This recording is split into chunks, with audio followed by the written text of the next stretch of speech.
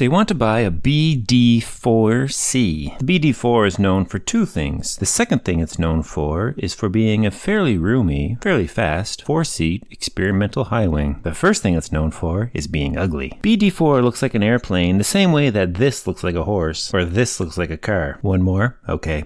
Alligator. Let's just say not beautiful, but performance is good. You can cruise along at 150 knots or so for less than 10 gallons an hour. You could fire hose the fuel delivery and get up to, or at least close to, the 200 mile an hour advertised price. Very similar performance to most two-place fans airplanes. There's no great secret as to why fast planes are fast. It's always a matter of thrust versus drag, and to a lesser extent weight. With a 200 horsepower O360 in front, the question is now about the drag in the back. Retractable gear is a good way to reduce drag that the BD-4 does not employ. The BD-4 drag reduction lies in the wings. Sure, there are no rivets in the wings, at least very few, but that's minor. The real drag savings comes from the fact that the wings are so short, just 26 feet. Small wings produce less drag than big wings, of course, and are good at flying fast, but less good at flying slow. Another popular four-place experimental is the RV-10. Its wings are about 6 feet longer than the BD-4. By the way, this ratio of weight to wing area is called wing loading. When a plane has high wing loading, we call them hot. They need to go faster to produce enough lift to fly, so takeoff and landings tend to happen at higher speeds.